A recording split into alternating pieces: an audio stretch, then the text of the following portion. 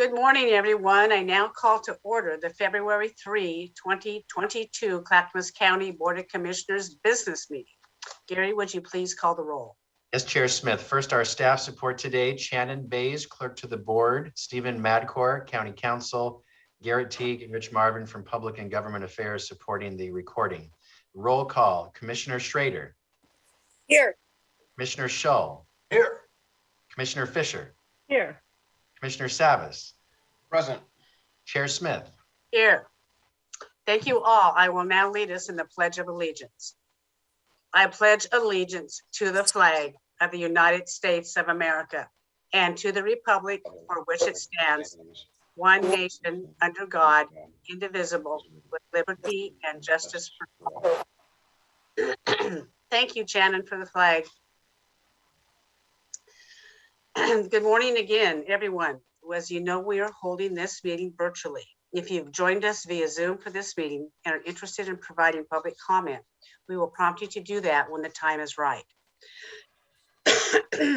General public comment will be taken at the usual allotted time. As always, the public is welcome to sign up to testify. Registration for public comment via Zoom is available online. I would like to remind all participants, including staff, elected officials, and members of the public, that Robert's Rules of Orders will be enforced in this business meeting. We welcome your opinions and look forward to your polite participation. Gary, can you introduce the first item, please? Yes, Chair Smith. The first item is a board discussion item: consideration of a petition for the formation of a special district under ORS Chapter 266 to be called the Hoodland Park District.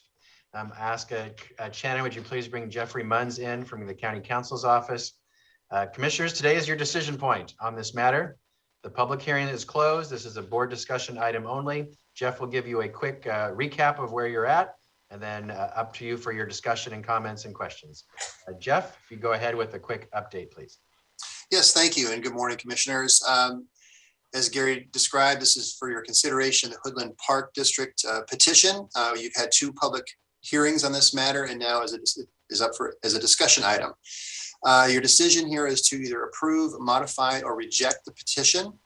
The brief history of this is that since 2018, we've had a memorandum of understanding with the Hoodland Women's Club concerning 4 parcels in the Welch's area.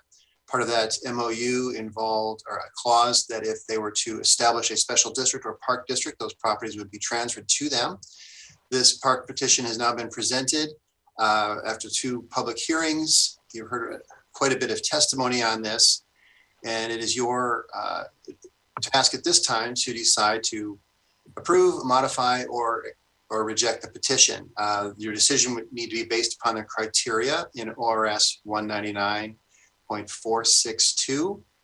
And I've included 2 draft orders for your consideration because your decision would need to be reduced to an order and a ballot measure if it were to be approved or modified in some form. The draft orders are in the staff, connected to the staff report for this matter, starting at pages 75 for the order to reject, page 77 for the order to approve as modified. The modification in that draft is, as we discussed a little bit 2 weeks ago, this board would, for the independent board that would be elected for a special district like this Hoodland Park District, need to be 3 or 5 members. Their petition stated 7. And since that hearing, we've heard from the attorney for the petitioners that they would like it to be a 5-member board if it were approved. So that is already in the draft order for your consideration. If you choose to modify the petition on any other grounds, it would be important for you to to give staff direction as to why, so we can properly include that in the order that would be signed by this board. And then provided the clerk's office and so on for inclusion on the ballot. So with that, it would just be a statement as if you were removing other property, how you would like that described by zip code or some other manner, so we can update the legal description and so on for the documents and the order. Jeff, I have a question. I'm reading my script. I have 2 choices here: reject or modify. And the motion for modify just talks about removing the zip code. It does not talk about a 5-member board. Do we do that at this time, or is that at a later date? I think it would be best to do that at this time, just to update that to be a 5-member board. The statute that governs the creation of this district, RS Chapter 266, specifies it be either 3 or 5. So just by operation of law, we would have to choose that. But since the petitioners have asked for us to be 5, I think it would be good to do it at this time and make it clear to us, and then include that in the order. Yeah, I just didn't see that written in the motion. I want to make sure that, we're able to do that at this time. Yeah, I think that would be best. That's a point of clarification just for me for process. Anything else, Jeff? Yeah, I just briefly wanted to state that this process of discussion and approval of an order would need to be completed at the latest by February 25th, so that we can properly present this to the county clerk for notification of the potential ballot measure and to go through the election process appropriately, so it's ready for the May 17th primary election. Thank you very much. I'm now open up to commissioner comments. I see Commissioner Savas, you have your hand up. Yeah, in reading some of the communications, emails, and the discussion that we've had, the public hearings, there was, when we talk about consideration of excluding the zip code, there was also a nuance to that. I think I recall there was some kind of a division of line that may be better, but I can't exactly recall whether that was a huge consensus or that was the petitioners exactly. But was there, what do you know about that, Jeff? Jeffrey? Sure. I think the discussion was if there were some properties that were actually in the 97028 zip code that were part of rhododendron.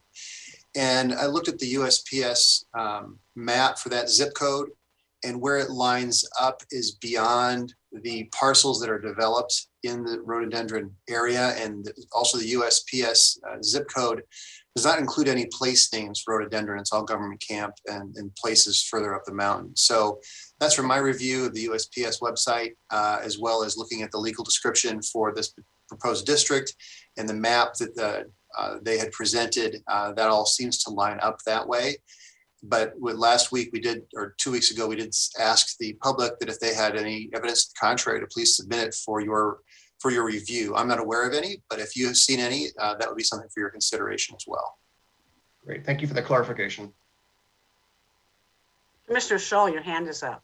Yes, regarding that portion of zip code 97028 that needs to be stripped out, the language in a proposal I would make on this would be to eliminate zip code 97028 east of Kiwanis Camp Road.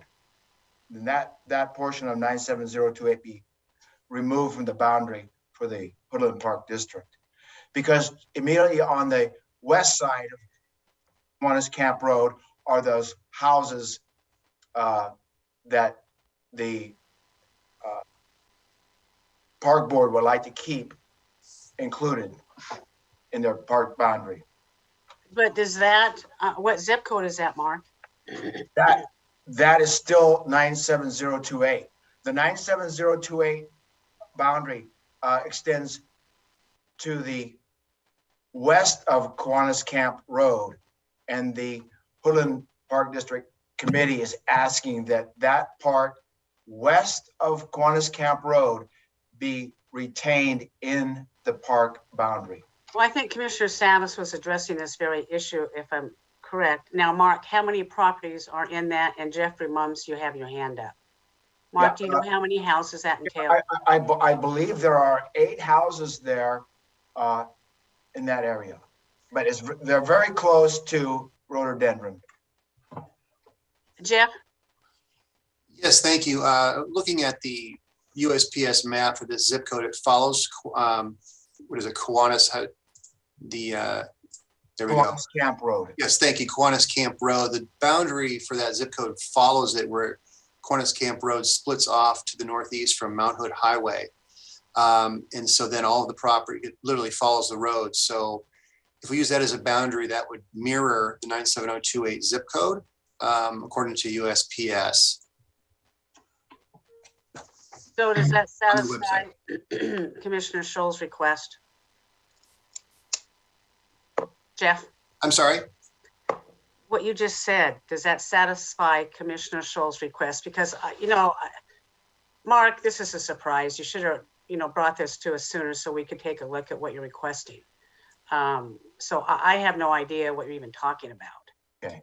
From what I see, if Kiwanis Camp Road is the boundary, it is also the boundary of the zip code. I'm not sure if these 8 homes he's referring to, if they're all on the west side of that road, then they would stay in the district, even if we pulled out the zip code 97028. If they're on the east side of the road, then not. But it sounded like from what Commissioner Scholl was describing that the properties would be to the west of that. And then according to what I see on the website for the Postal Service, they would be still included in the district. And that's something that, without getting a true legal description of the 97028 zip code, it's hard to tell. But according to the information provided by the Postal Service on their website, that would be consistent with what Mark Scholl or Commissioner Scholl requested. Thank you, Jeff. Okay, now, any other commissioners want to speak to this? Because I will when you're done. Martha, you're up.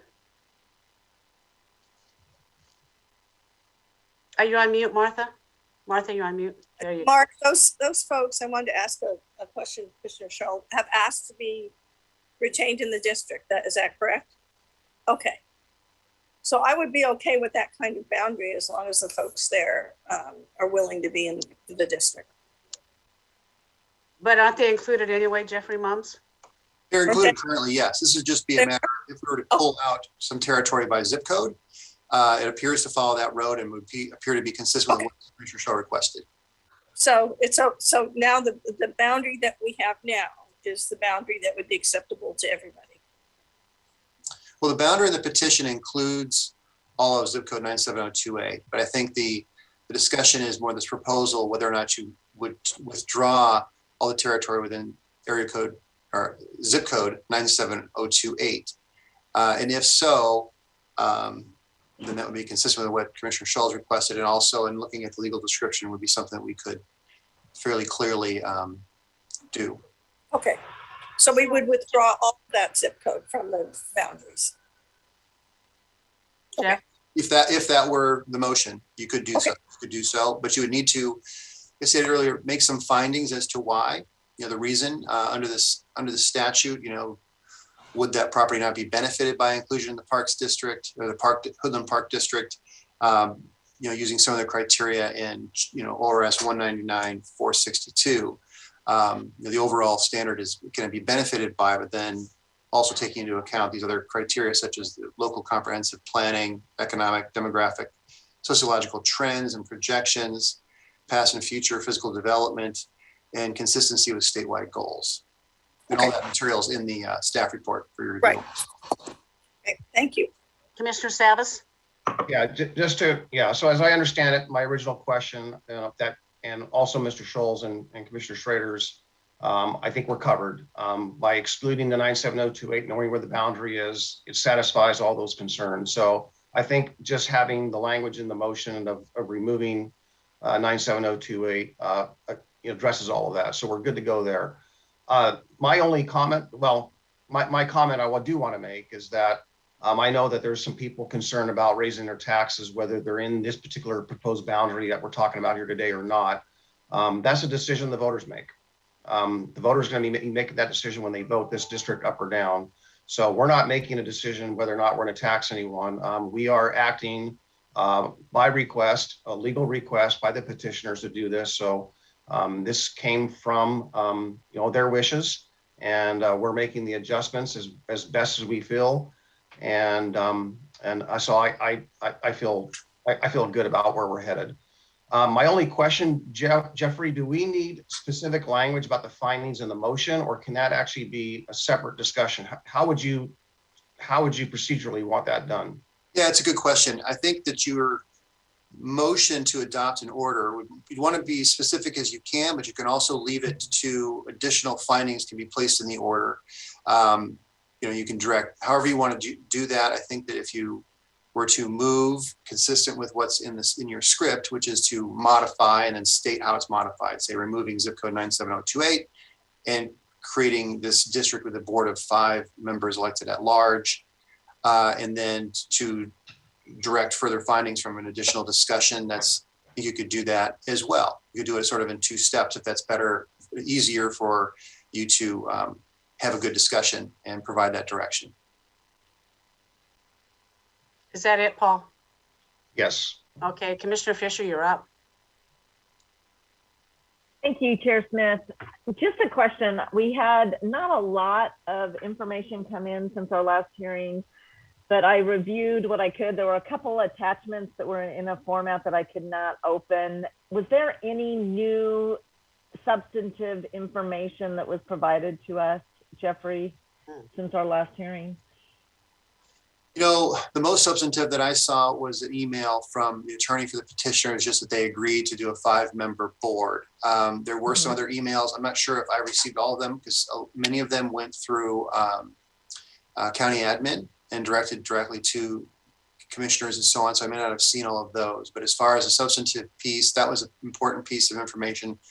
The other part that I had raised, or we all raised in the conversation a couple of weeks ago, was this question about rhododendron versus zip code 97028. And I didn't see anything that came in kind of back to our discussion with Commissioner Shull about these other properties that are sort of on that boundary. I didn't see anything. If it came in and somebody else saw it, please bring it to our attention, but I did not come across that. That's been part of our discussions. Yeah, one piece that I was really hoping to have, which I haven't received, is what the impact from the petitioners would be if we took 97028 out. I was really hoping to get a vision or something substantive about what that would actually mean in implementation and the vision for the district. Because I do know that a parks district is much more than a physical park. It has to do with the programming, and there was some pretty compelling testimony regarding seniors and the need for activities. And I also know that in many parks districts, there's after-school activities, sporting activities for children, chess club, robotics, different things like that some parks districts do. So my overall concern of which I really haven't received information about, is, well, what would this mean? There are 29 children in 97028 right now. If they were not able to participate in the activities at the Parks District at a very reduced cost, what would that mean for them? I've been asking these questions all around, didn't receive any other substantive information. So at this point, unless there's commissioners have other information that I don't have, Kimberly, by the way, has done a great job compiling everything for me. I just want to say thank you so much, Kimberly, for making sure I've had all the information.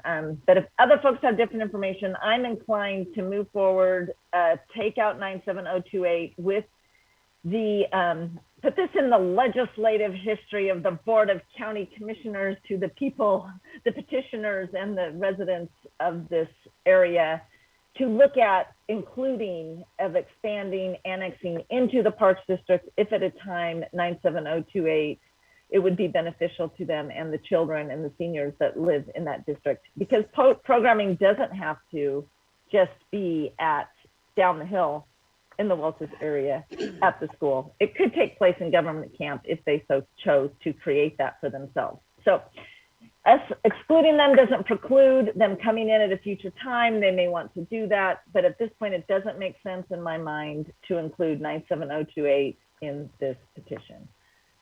Or not the petition. What are we approving here? What's the right word? That's a board order. Board order. Thank you, Chair Smith. Thank you. Well said. Jeff Mums, you have your hand up. Yeah, thank you. I just wanted to provide a little bit of information to respond to Commissioner Fisher on that. And it's a partial information, of course, that we don't have a lot of the information you're talking about with rates and inclusion for out of district type participation. What we discussed a little bit 2 weeks ago, part of that is by removing zip code 97028, you remove approximately 21% of the total assessed value within this proposed district. So that would leave them with essentially 79% of the assessed value by taking out 97028.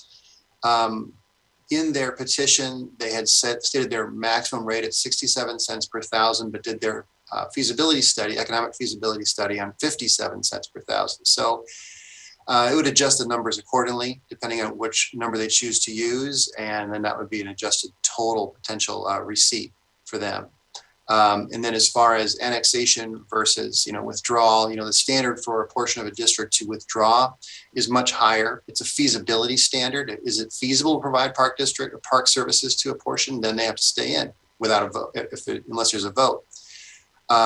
To be included, it's much lower bar, and really, if they wanted to join, and they may if it's approved. So, but that's all. Thanks.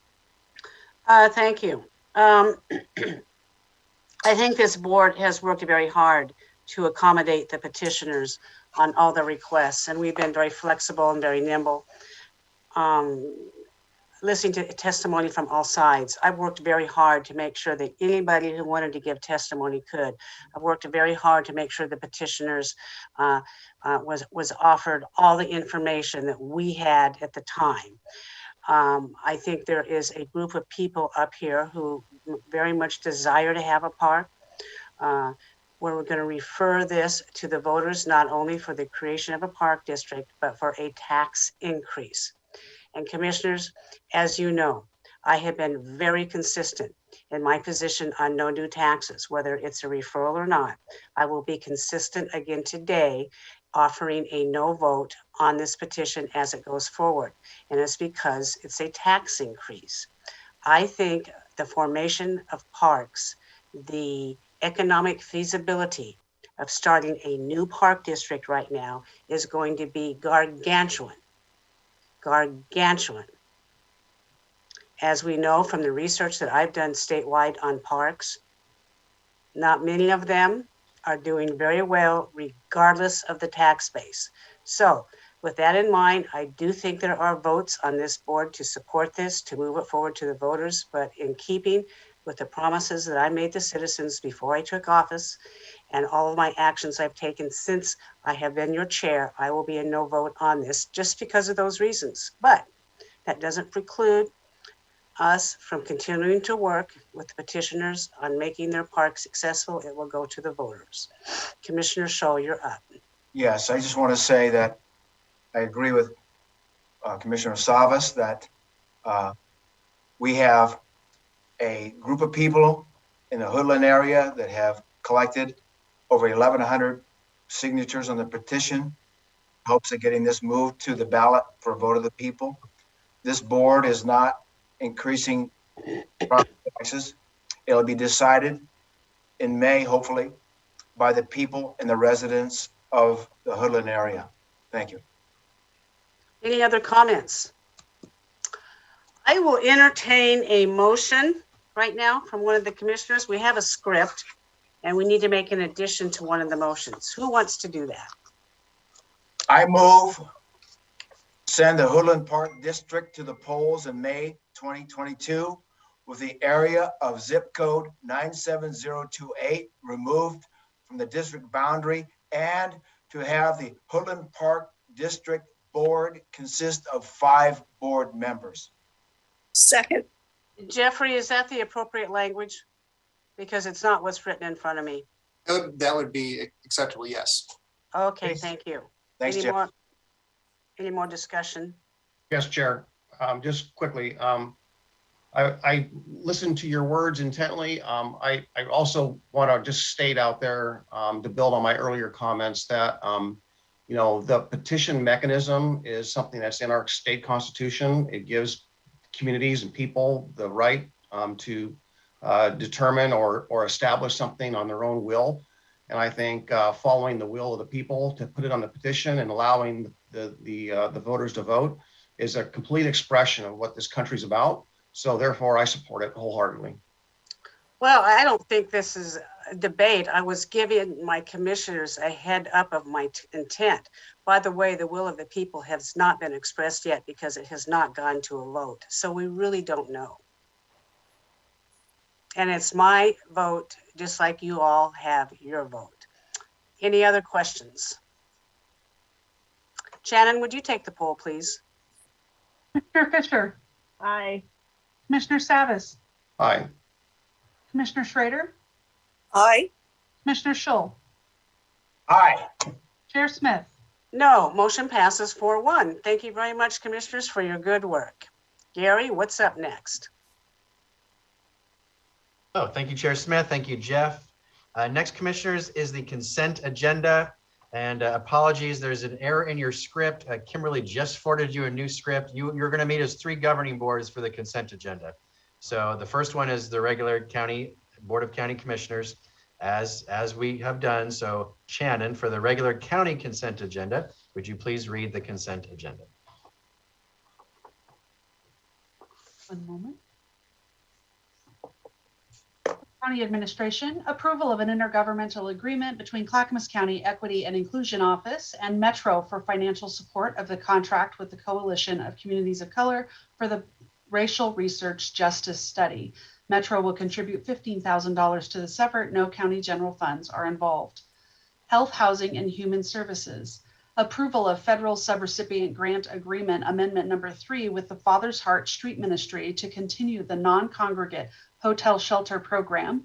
This amendment adds $69,905 for a new total maximum of $433,365 funded by the United States Department of Housing and Urban Development Emergency Solutions Grant COVID-2.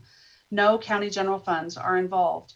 Approval of change order number 7 for the Sandy Health Center project with Banlin Construction LLC. This change order adds $122,931.13 for a new contract total of $5,005,406.74. Funded through budgeted Health Center Division Fund balance. No county general funds are involved. Approval of the 2022 amended and restated county-based services revenue agreement with Health Share of Oregon for public health and behavioral health care and services. Agreement value is $3,931,863. Funding through the State of Oregon Health Plan. No county general funds are involved. Approval of the 2022 revenue contract and business associate agreement with Care Oregon, Inc. for behavioral health services. Agreement value is $1,923,346, funded through Oregon Health Plan. No county general funds are involved. Approval of amendment number 2 to the subrecipient agreement with Northwest Family Services for homeless shelter services and rent assistance. Amendment adds $100,000 for a new total of $757,500, funded through Emergency Solutions Grant. No county general funds are involved. Approval of an intergovernmental agreement with North Clackamas School District to provide kindergarten partnership innovation services in North Clackamas County. Agreement value is $76,915, funded through Oregon Early Learning Division. No county funds are involved. Approval of a local subrecipient grant agreement with Clackamas County Children's Commission to provide kindergarten partnership innovation services in Clackamas County. Agreement value is $76,915, funded through Oregon Early Learning Division. No county general funds are involved. Approval of a subrecipient grant amendment number 4 with Todos Juntos to enhance substance use prevention training in the rural communities of Clackamas County. This amendment adds $12,000 for a new maximum value of $252,000 funded with county general funds from marijuana tax revenue. Approval of amendment number 4 to the intergovernmental agreement with the state of Oregon, acting by and through its Oregon Health Authority for operation as the local public health authority for Clackamas County. This amendment adds $151,533 for a new not to exceed value of $10,504,200.14. Funding is provided by the state of Oregon. No county general funds are involved. Approval of amendment number 2 to a grant with Northwest Housing Alternatives for home-based program operations and client financial assistance. This amendment adds $115,000 for a new total of $347,316.42, but funded through budgeted county general funds. Finance, approval of an intergovernmental agreement for the funding and operation of the OSU Extension Education programs in Clackamas County. District's annual operations average $3 million paid to Clackamas County, OSU, and vendors. Funded through district levy. No county general funds are involved. Approval of a contract with DePaulo's Painting for Red Soils campus exterior painting services. Total cost is $175,000, funded through budgeted capital improvement project general funds. Juvenile. Approval of intergovernmental agreement number 14809 with the state of Oregon, acting by and through its Oregon Youth Authority to provide funding to offset the cost for expunction boy, that's a hard word, I apologize, of juvenile records. Agreement maximum value is $241,607.80. Funded through state of Oregon, no county general funds are involved. Transportation and Development, approval of a board order vacating a portion of 79th Avenue right-of-way, County Road number 3225. No county general funds are involved. Authorization to purchase one current model year Lenco Bearcat armored vehicle from Lenco Armored Vehicles through the HGAC Cooperative Contract number AM10-20 for the Clackamas County Sheriff's Office. Total cost is $331,377, funded through budgeted county general funds. Disaster Management, approval to apply for Oregon Health Authority funds for a refrigerated trailer for emergency decedent storage. Total cost is estimated at $120,000. Oregon Health Authority will cover actual costs on a reimbursement basis. County general funds will be used with 100% reimbursement. That is the end of this consent agenda. Well done, Shannon. Thank you very much. Any commissioner wish to remove any item off this consent agenda? Any discussion? Seeing none, Shannon, would you please call the poll? Commissioner Scholl? Motion first, please. Motion first. Oh yeah, I'm sorry, I blanked it. I was thinking about my new revised script in my phone. I moved to. There was a approve the last minute consent change and I agenda. want to get it right. Okay, yes, I'll entertain a motion. I moved to approve the consent agenda. Second. Second. Okay, the motion has been made by Commissioner Scholl to approve the consent agenda, seconded by Commissioner Schrader. Any further discussion? Hearing none, Shannon, please call the poll. Commissioner Fisher? Aye. Commissioner Savas? Aye. Commissioner Scholl? Aye. Commissioner Schrader? Aye. Chair Smith? Aye, motion passes 5-0. Thank you very much. Now I'm going to read from my telephone. I will now recess as the Board of County Commissioners and convene as the Clackamas County Extension and 4-H Service District. Gary.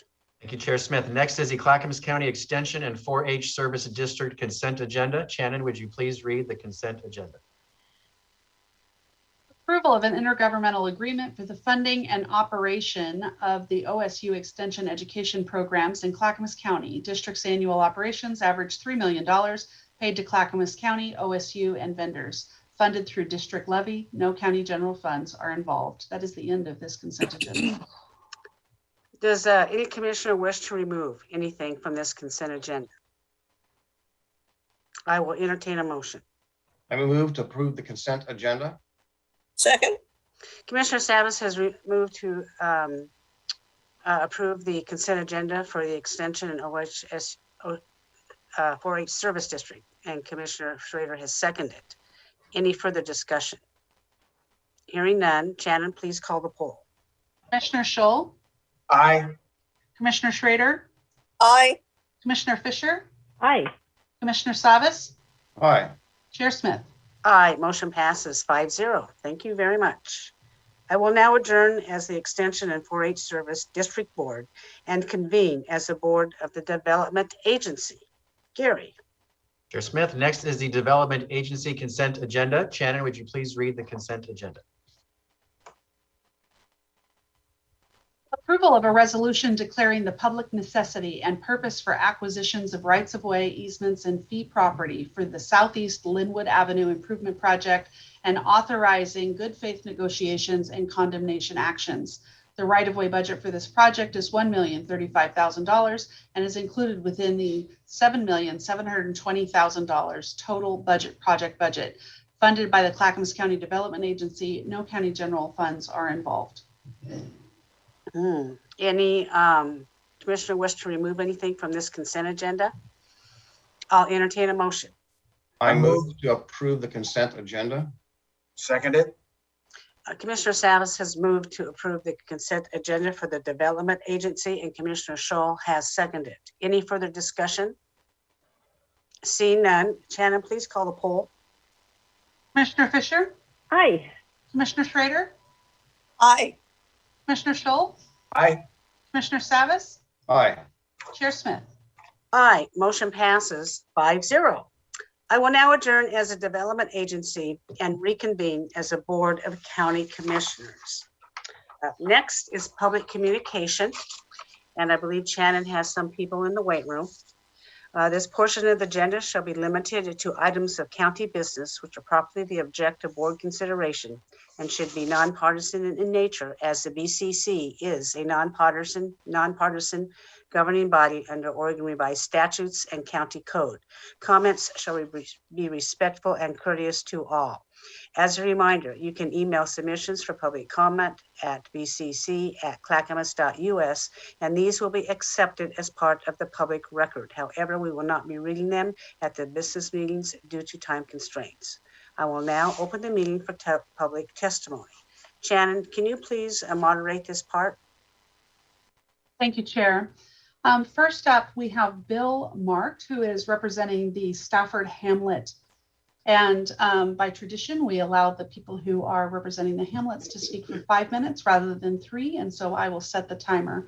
Bill, if you could unmute yourself and state your name and residence, you will have 5 minutes.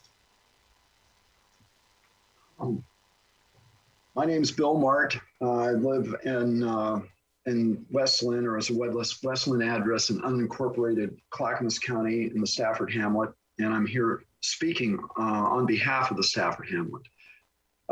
Good morning, commissioners, and thank you for this opportunity to share with you what the Stafford Hamlet has recently taken on. To keep our constituents informed, we have undertaken the following community meetings. Diminishing fire potential was one that we did with Glenn Satchett in September, I believe. It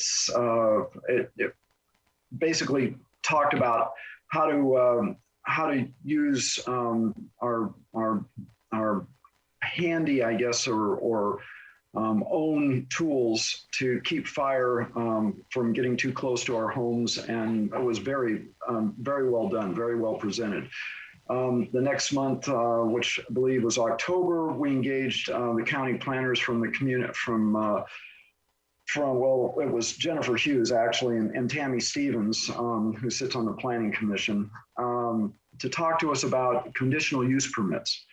Also well received and very informative. Mayors from the 3 surrounding cities were the next month, and that included Westland, Lake Oswego, and Tualatin.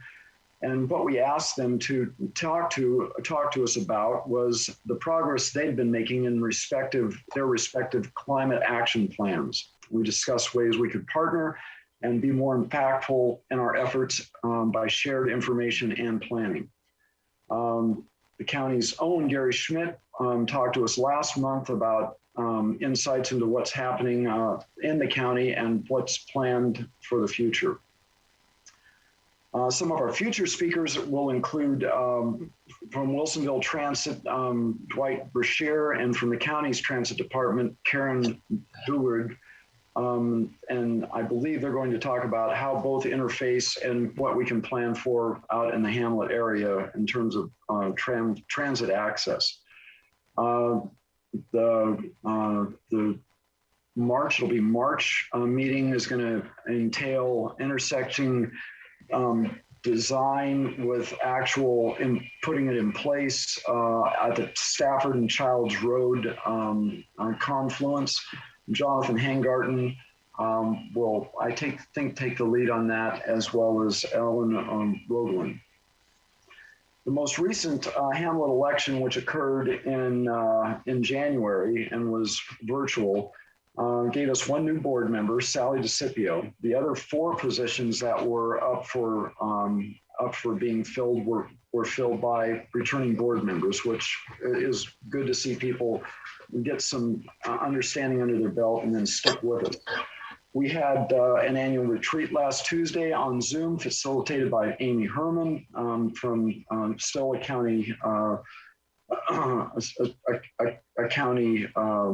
I think it's, I want to say the conflict resolution, but I'm not sure that's still what the department's called. Anyway, our goal, or some of our examples are, we're increasing volunteer involvement, climate action partnership with the 3 surrounding cities, which I mentioned earlier, mapping residents by area and neighborhood for better emergency connectivity, neighborhood captains, which has been in place for about a year or maybe a year and a half, and we're getting more under our belt there, and that's going to interface with the mapping of the residents. We're planning on another Family Fest, which we haven't had for 2 years, on the 10th of September, which I hope you will all attend. And the final thing that we pulled together was marrying farmers with available and inclined landowners to increase farm production in our area. All these goals align with the community vision plan passed in January of 2021. The PGA has provided meetings with all the hamlets quarterly, and we've had, I feel like, good insight and discussions at those. We've got another one coming up, I think, in another month and a half. That is it for the Stafford update. We hope you found it useful. I'll be happy to entertain questions and comments now or at a later time. And you can, as always, communicate through our liaison, Katie Wilson. Thanks for your time. Wow, and I made it under the gun. Nice having the timer in front of you. Thanks, folks. Well, Bill, Mark, that was a great report, and your education efforts sound very interesting to me as well. I want to thank you for coming forward and making this report. It's always nice to know that there's volunteers out there wanting to do good for our citizens of Clackamas County. We have 2 commissioners' hands up. Commissioner Savas, you're up. Yeah, I just want to thank Bill and the members of the Stafford Hamlet for all their community engagement and taking the time on behalf of their community to do what they do. So always a pleasure to get your updates, and thank you for stepping up, and look forward to the next one. Thank you. Commissioner Fisher. Yeah, ditto to what Commissioner Savas said. I was going to echo those same sentiments. That was a great report. So Gary, I should know this, but I don't. Do we have, is that listed on our website for the different, for our Hamlet CPOs when they give these kinds of reports? I would love to know where that is, so that once I work with the other communities, we can reference back to that. We do have a web page for all of our CPOs and hamlets and links to sometimes external information. I'm not sure we post there like the report Bill just gave, but we definitely have web pages for each of these advisory boards. Yes.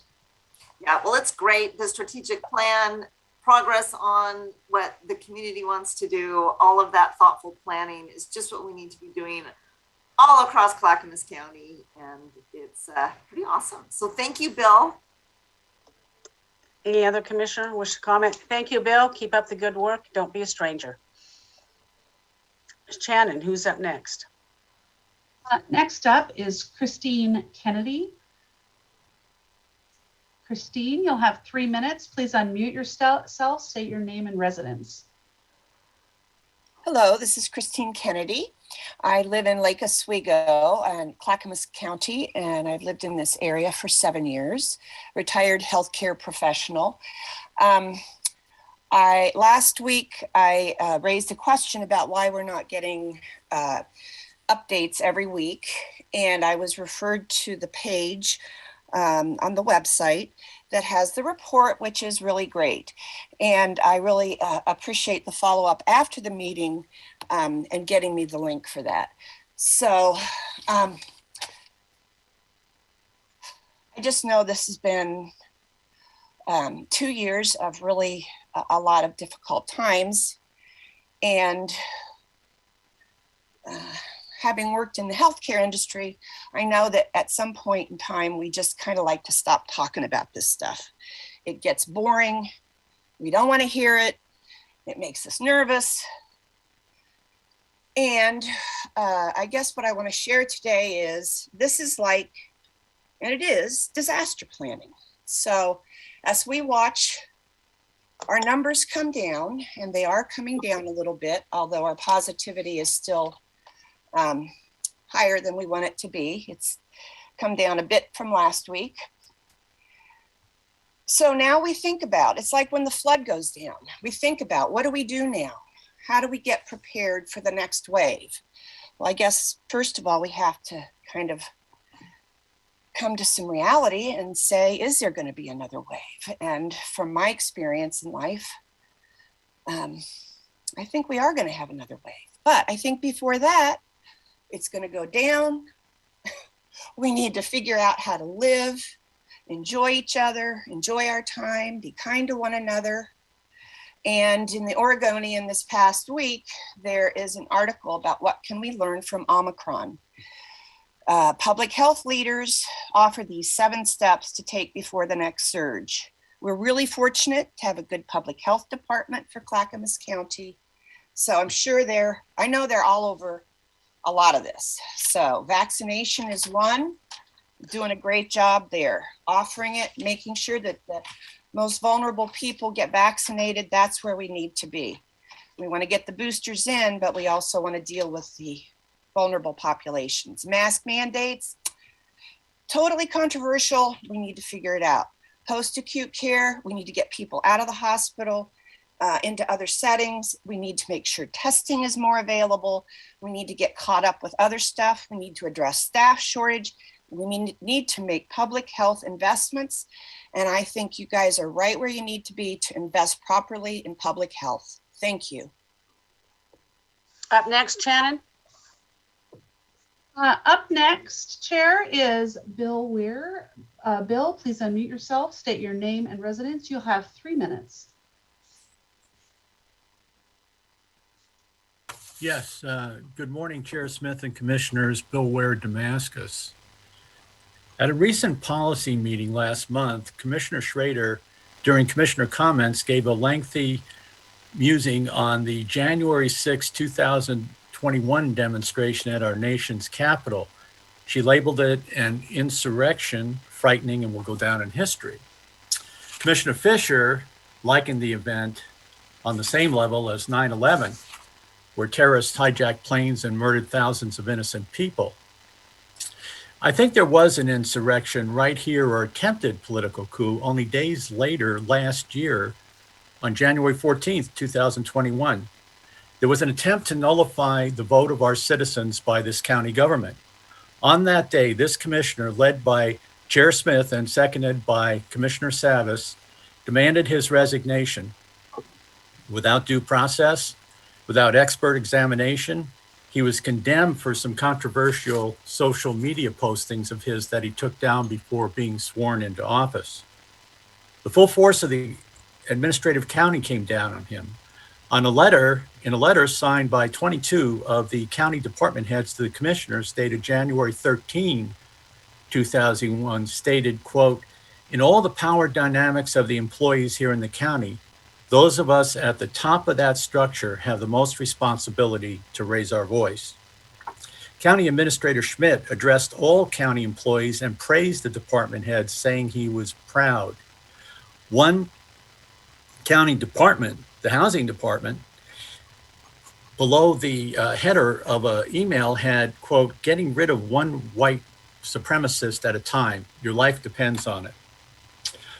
All of this was to let Commissioner Shaw and the taxpaying citizens who voted for him know who was really in control. It wasn't the voters. It's the power dynamics of the Clackamas bureaucracy. And I think this, since you chose to commemorate or to remark on January 6th at the nation's capital, I think you should also mention January 14th, 2021. Thank you.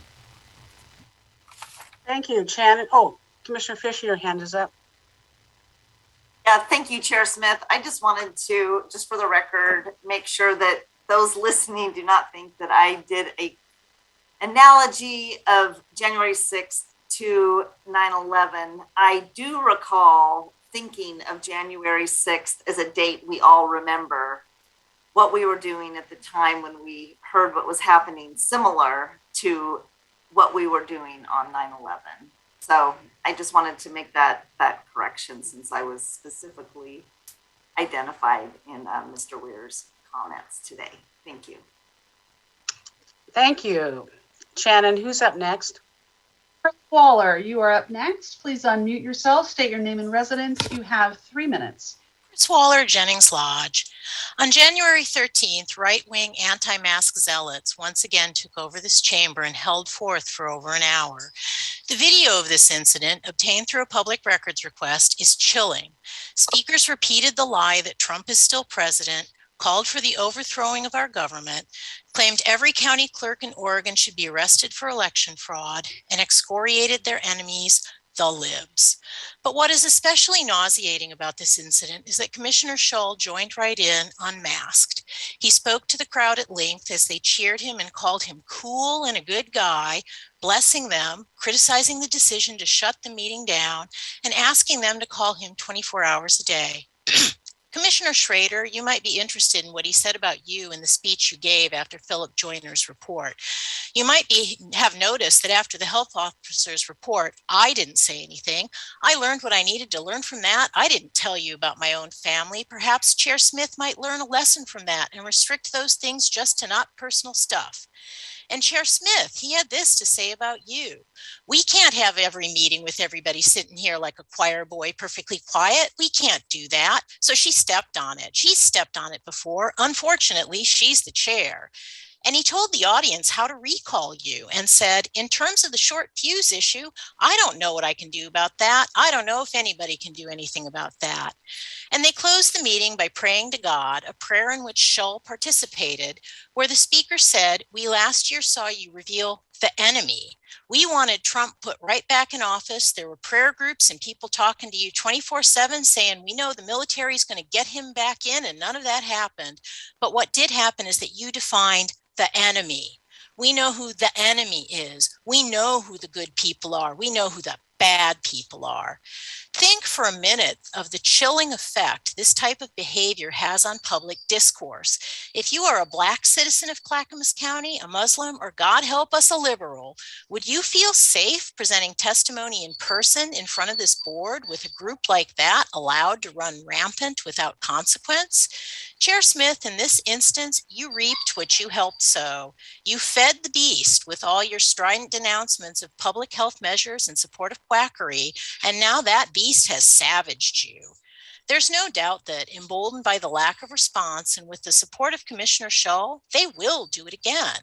How will all of you ensure a safe and welcoming space for all who wish to speak to you, not just those in a right-wing echo chamber? Thank you.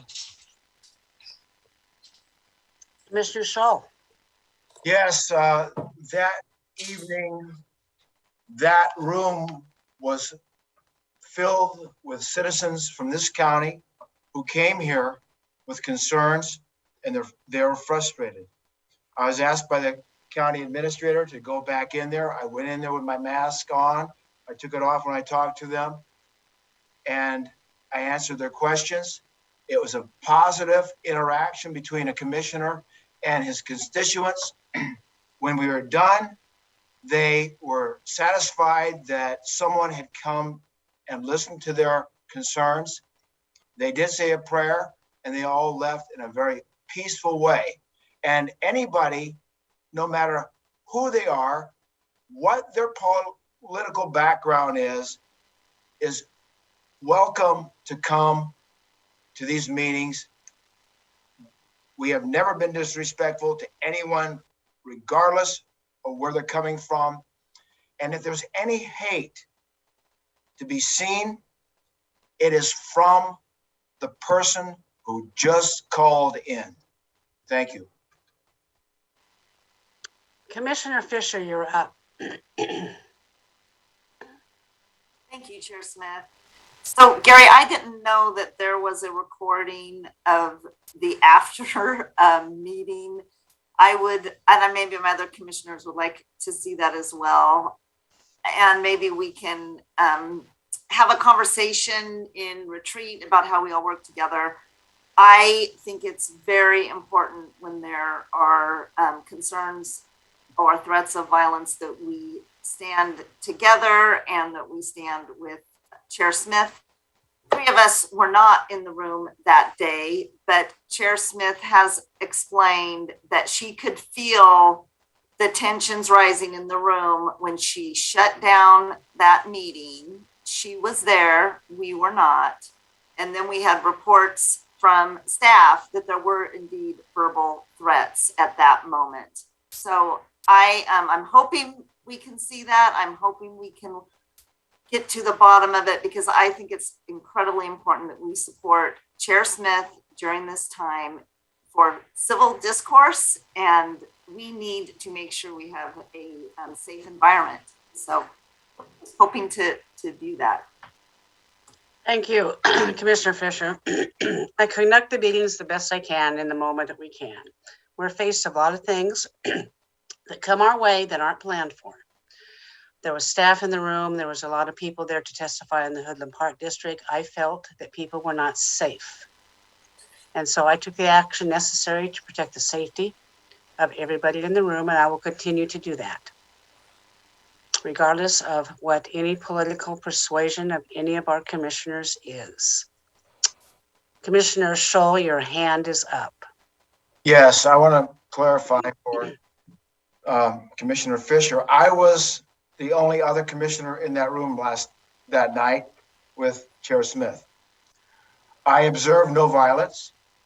I had no sense of impending violence, and I heard no threats of violence in that room that night.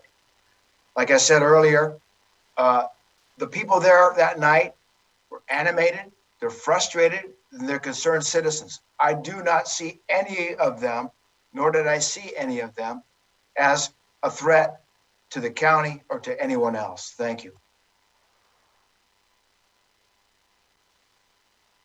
Oh, you're on mute. You're on mute. Commissioner Schrader. Well, I just want to thank you for your service, Chair Smith. It's been rough. This is probably, since I've been here, this has been one of the roughest periods that I've ever observed. And I think that we're all kind of on having short fuses right now because it's been so tense. And I do think would be a bad idea for us to have a conversation of how we work together. I'm going to say this about my colleague, Commissioner Scholl. I have always respected his military service. I think he has served his country. I think you've served the country honorably, and we all strive to serve all of our citizens. But I do think your experiences in the military, I don't know if this might be so, but I think that we probably have a lower tolerance for what we perceive as threatening. I think you've had a whole level of different experiences than we've had. And I think that we ought to take that into consideration as we move forward a little bit. I do think it makes a difference. So I'm saying that respectfully and with the hope that we all treat each other honorably. Thank you. Commissioner Savage, your hand is up. Yeah, I was not in the room, like Commissioner Smith and Commissioner Scholl were in the room. So I don't have that perspective. But what I did hear as people were speaking, whether it was my colleagues or anyone, I could hear in the background, and I only assume that what I heard in there were interruptions from the audience. I don't know if that's the case, but I presume that it was the audience that was somewhat making some comments. I couldn't hear exactly what they were saying from my view, but I could hear those interruptions. And I think it goes back to civil discourse and respect. When people speak, I don't think we should be interrupting them. And when they speak, we should, in turn, we shouldn't be interrupted and they should not be interrupted. I think that's part of the civil discourse. I did not have the view of the chair or Mr. Scholl, but I will say that, the appropriate thing to do at any meeting when people are interrupting is to ask them to be respectful. And I think that's part of what the chair raised in the script when it comes to public comment. However, we weren't in the public comment phase of that. But I think we all have to remember that civil discourse and being respectful is key and paramount in running a meeting. So I'm not going to second guess or judge anything. I was not physically there in the room to see what was there. But I just ask that people, again, be respectful and we in turn be respectful to them. Thank you. Yeah, I would agree. And it starts with this Board of Commissioners and our treatment of each other. I've never thrown a commissioner under the bus, publicly or privately. And we have disagreed on philosophies. You know, we all come from a special place where we grew up and we've developed our opinions and we decided to run for public office and serve. And right now, public service is probably one of the hardest things that anybody can do right now. So I would suggest in the future that this board, if you don't like something badly about personally another commissioner, you approach that commissioner in person and discuss it and not take it over the airwaves or for other public, and let's try to work through what we need to do. Shannon, what's up next? That is the end of my list of registered participants. If you were unable to register and wish to speak at this time, please raise your virtual hand. If you're on Zoom, that's the raise hand button at the bottom of your screen. And if you are calling by phone, that is *9. Thank you. Gary, okay, are we done? I do not see any hands raised. Okay, So this portion is really confusing because we're under some new rules now. And so with that in mind, I will end the public testimony portion of this meeting. And now we will go to administrator's update. Gary, you're up. Thank you, Chair Smith. I like to always share good news that goes on in Clackamas County, so let me do that now and hopefully lift all of your spirits. So we have some incredible positive feedback from members of the public about our road maintenance crews, and I would like to share that feedback. Lori from Canby wrote, "Amazing, we saw potholes being filled today." To everyone involved, it's appreciated. Pat in Estacada wrote, "Thank you for sweeping Laura Lane in Estacada. Our elderly neighbors at the end of the road and all the neighbors appreciate it very much." Nancy from Aurora, "Thank you to the crews for sweeping the street and filling the potholes on Eilers Road." Megan in Malala, "I got word the potholes were filled today. Not sure if it was planned or not, but you worked your magic. Thank you. I know it's pothole season right now, so your crews are very busy. They are very much appreciated." Dawn, who's a retired road maintenance manager from Multnomah and Marion counties, wrote this about our county staff. "Last month, the brush cutting crew did an excellent job on all accounts in the Colton Elwood neighborhood.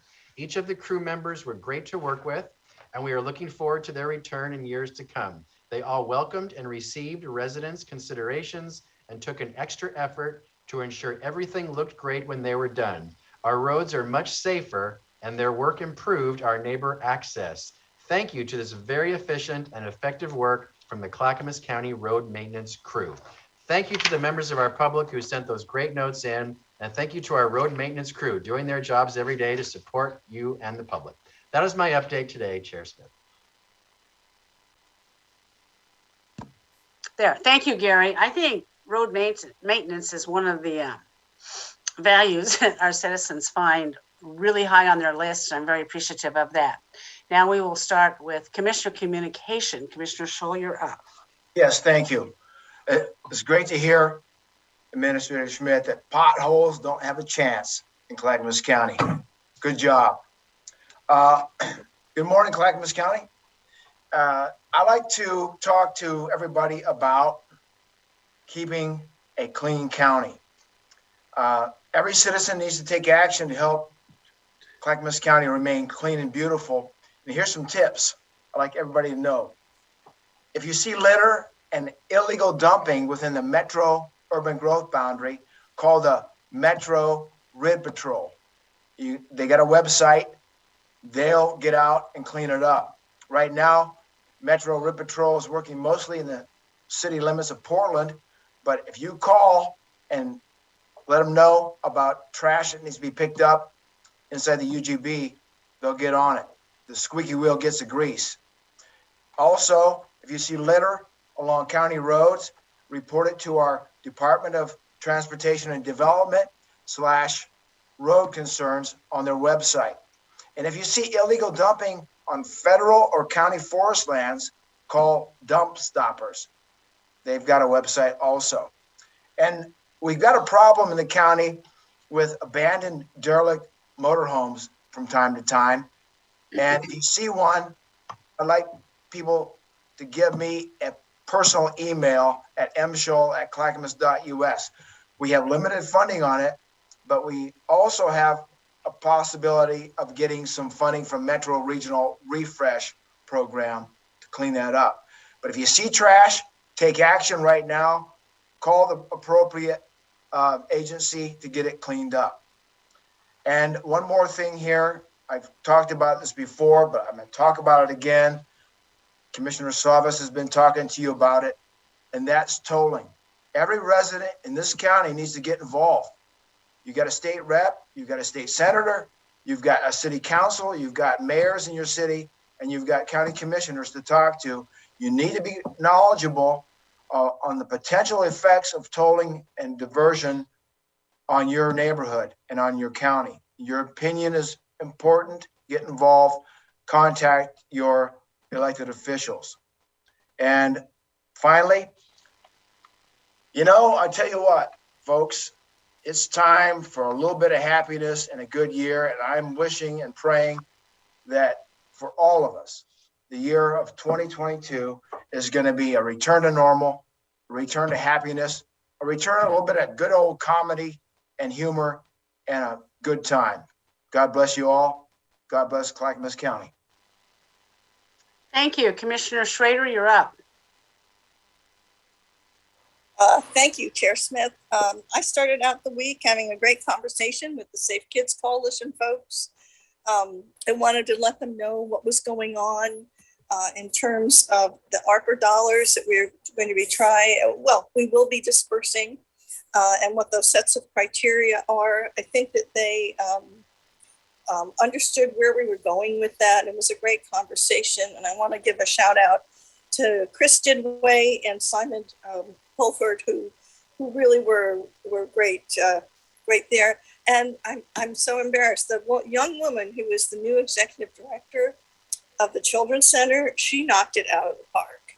She is a lovely human being, and she told me that she remembered talking to me years ago when I was door knocking, and how we talked about education and how we kind of hit it off. So that's one thing that I've learned is sometimes you make impacts with people and you have no idea until years later that somehow you really had a connection. So I really made my day with that. The other thing that I've been doing is, as you know, the executive leadership program with the National Association of Counties. So today, after this meeting, I'll be running our meeting where we get together as a group. And today's the day where we're kind of coming up with our rules of leadership and our oath of leadership. And this is based on the program that Colin Powell has put together. So some of my rules of leadership, I've been just kind of thinking through stuff and writing them down. And the one that always comes to the top is sometimes it's your job to take the tomatoes. Okay? It's going to get rough. People are going to be upset from the left, the right, middle, in between. And it's our job to just, we have chosen to be elected officials. So in my mind, we're the front line. And it's very important that we try and listen to everybody with as much understanding and calm as we can. And that's another one of my rules of leadership is to stay calm and remain centered. And sometimes that is pretty difficult. And Commissioner Shaw just mentioned humor. So humor can diffuse tense situations. And my other one was don't throw people under the bus because the next time the bus may be coming towards you. And you don't want to get into that karma loop, okay? All right, so. And then one of the last ones was understand to be understood. Let's see, challenge your assumptions and assume positive intent. Now I have more that I'm writing down because this is what General Powell did. He would, when he had rough times and he really was dealing with things I can't even imagine. He had this little thing where he had a pad on his desk and he would write these little aphorisms down and then he'd just stick them there on his desk. And that's how he came up with his 13 rules of leadership. But he had many, many more, but it helped him get through the day. It helped him focus. It helped him remain calm in the face of adversity. And needless to say, I am really enjoying the classes. I'm enjoying the cohort. I'm learning all about positive leadership, which is a tough, thing to do these days, because we are getting a lot of stuff from all areas. But I would strongly suggest, if some of my other colleagues want to pursue this program, I can say nothing but good things about it. And you get to meet other people from across the country who are experiencing the same kinds of things, and you get to talk about it. So it increases your circle of support. So thank you, colleagues, for letting me take the time to do this program. It's really been fantastic. And that's what I got. Thank you, Commissioner Schrader. Commissioner Fisher, you're up. Thank you, Chair Smith. So I so appreciate, I know we're always saying we appreciate, but I just have to mention the report that Philip prepares for us every week. And oh my gosh, colleagues, did you look at the Clackamas County graph? We were told that Omicron was going to go like this and then it would fall as quickly as it came. And you look at that, it's just literally up and down. Cases are plummeting, very, very much spike up, spike down. It's a very, very sharp peak in our COVID journey. Appreciated Christine Kennedy's testimony today, looking at what can we learn from this? How do we move forward? We really are in a process of figuring out how to live with this virus. Obviously, it's not going away anytime soon, and we have to adjust how we are operating depending on what's going on out there. So thank you to our public health staff. It's tough to pivot the way that we've had to pivot from going from contract tracing every case to, oh my gosh, there's just too many cases. And if people get sick now, they're just supposed to assume that it's Omicron, and good luck getting a test in time to figure out if that's actually what you had or not. So figuring out how to be safe around people is what's important. Don't go out if you're feeling sick and breathing on people. Stay in, stay home, and drink lots of soup and have some popsicles. Don't want to minimize the challenge, because I know that it's incredibly challenging for folks out there. And it really is sort of a focus of where people are at, especially with kids not able to go to school and things shifting. And it is a big part of the disruption of what we are experiencing today. Looking forward to Omicron going down, trying to get some stability, learning from it, and moving forward in a more constructive way. So that being said, Commissioner Schrader and I are getting ready to travel back east to the legislative conference in Washington, D.C.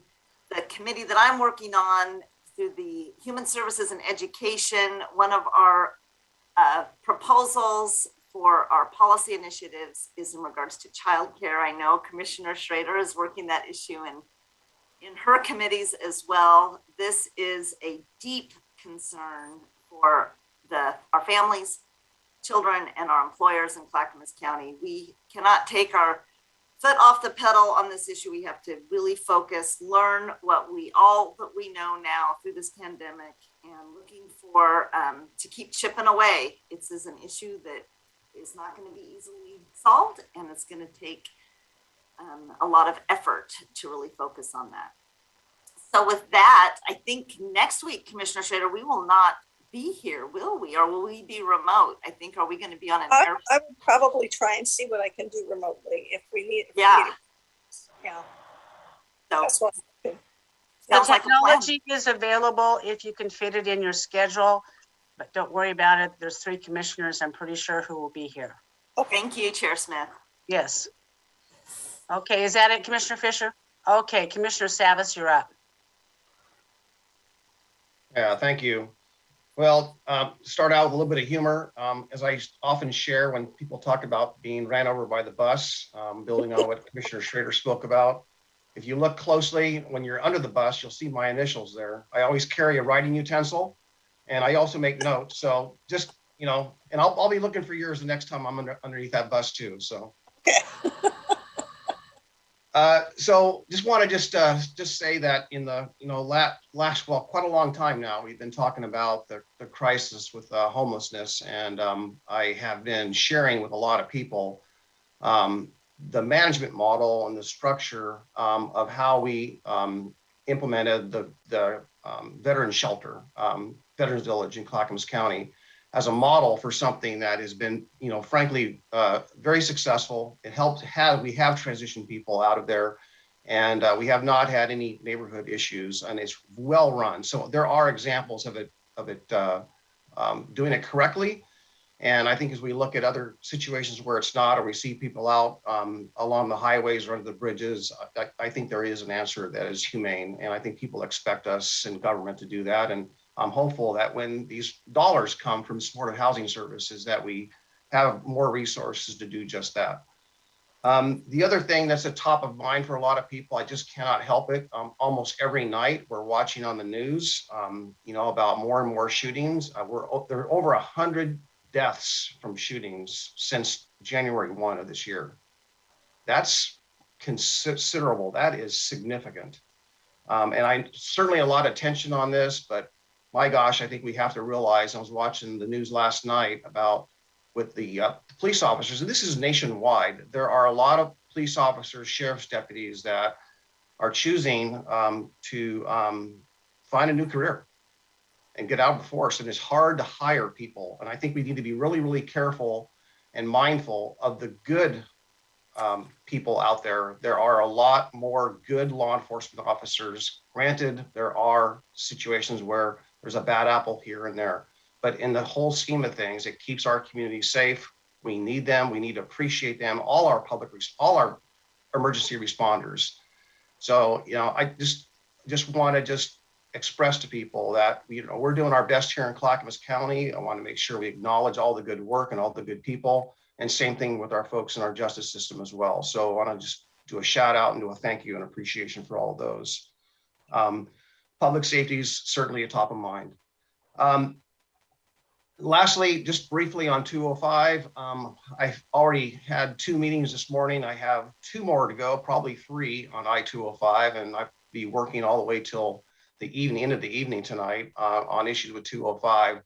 And I want to say I'm doing my best to make sure I'm representing the commission and where we've been. And I think, you know, we have clearly stated to folks that if you're going to toll, then we want people to have a choice, and a choice of free lanes, I think is probably the fairest way to approach this. The particular issue that makes this section, the 7-mile section of I-205 unique, is there's not any alternatives. So people don't have the same choices that they do in Portland. In Portland or along other parts of 205 and I-5, people have a choice of taking the bus or walking or having a grid structure that gets them where they want to go without having to get on the freeway. The folks in Clackamas County, currently, whether it's congestion caused or whether it's caused by potentially future tolling, the only choice they'll have is either to pay the toll or to get off the freeway or not get on the freeway at all and just shortcut through our neighborhoods. And that we call diversion, and that puts our communities and our neighborhoods at risk. That is not what we want. That is not our responsibility. It's up to ODOT to make sure that interstate traffic stays on the interstate. And for that, I'll conclude my comments there and look forward to seeing you all soon. Thank you, Commissioner Savas. This week, all 5 county commissioners interviewed candidates for our budget committee. We have 3 openings, 3 vacancies, and I think we interviewed 6. Is that right? And 1 withdrew. So we interviewed 6. I loved it. Commissioner Schrader and I shared our tag team together. We were pretty much in alignment moving forward on that. And it's always really interesting just to talk to people and see, hey, how they're doing. And Martha asked an interesting question at the end of the interview. Well, why do you like to live in Clackamas County? I thought that was just a lot of fun to listen to them. And they live in Clackamas County for the same reason I live in Clackamas County. So that was really nice. Soon we'll be making a decision on that. That will go before our board. We'll vote on the names and whenever we can get it scheduled. As you know, there's been a legislative vacancy in House District 39 as Christine Drazen has stepped down and she's running for governor. She's Republican. The Republican Central Committee has submitted 3 names to us, the Board of County Commissioners, to select in her replacement. That selection committee meeting is this Monday, February 7th at 9 a.m. There will be an opportunity for public testimony. So if you're interested in calling up and supporting the candidate, we will listen to that.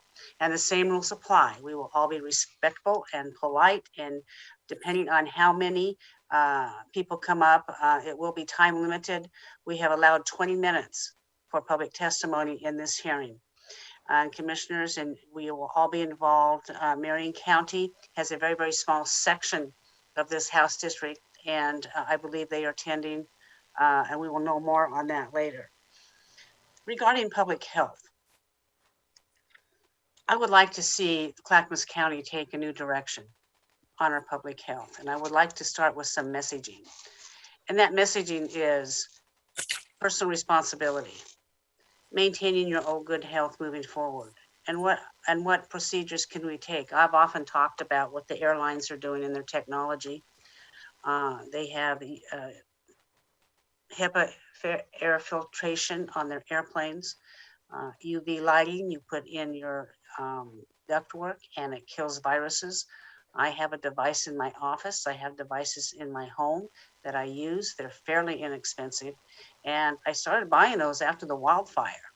So if it can clear smoke out of my home, imagine what it can do to airborne viruses. Just disinfect it. And I've said many times, our mother says, cover your cough, wash your hands. If you're sick, stay home and take care of yourself. And one of the unfortunate realities of the American lifestyle is we've become rather complacent. And a lot of the deaths that occurred are because of the morbidities of people who have it. And COVID does not like sick people.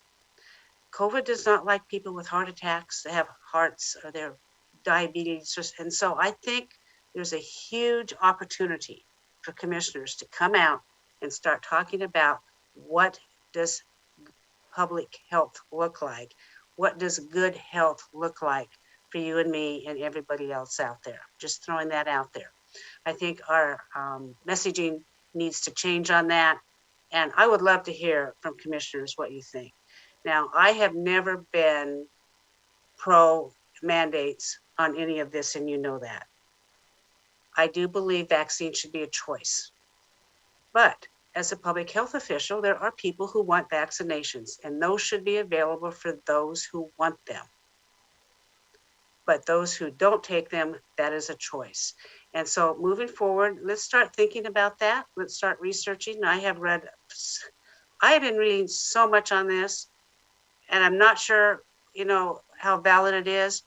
But I was just talking to a doctor this week at Willamette Falls. He's the attending physician in the emergency room on COVID. And it was very interesting listening to his perspective on it. I talk to a lot of doctors all the time across America. And as you folks know, I've been traveling and I bump into them. It's weird, but just think about that. Commissioner Fisher, you have your hand up.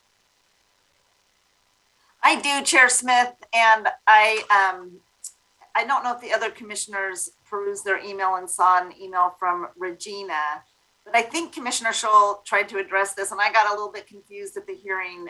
But I just want to make sure we're all aware of this because I didn't quite get it at the time. They were wanting to keep the area, I believe it's the same area that Commissioner Scholl was talking about, within the 97028 zip code that is within the rhododendron CPO. That was their request. I don't know that we quite got that. I don't know if there's an opportunity, Stephen, for us to look at this and potentially make a change if the commission so desires. But I think we just had a little bit of confusion there when, at least I know I did. So I'm bringing it up since this is new information today. We're looking at it. I'm not entirely sure what actually she's asking in the email, but we'll get it right. Okay, so will we have another opportunity to fix the boundary before it goes out to the voters? If this board so decides to do that? Well, first of all, I'd be hesitant on assuming that what we did needs to be fixed. I think we need to let county council explore it first before we make any assumptions going forward on this. But let's let county council go over it and just analyze what's there.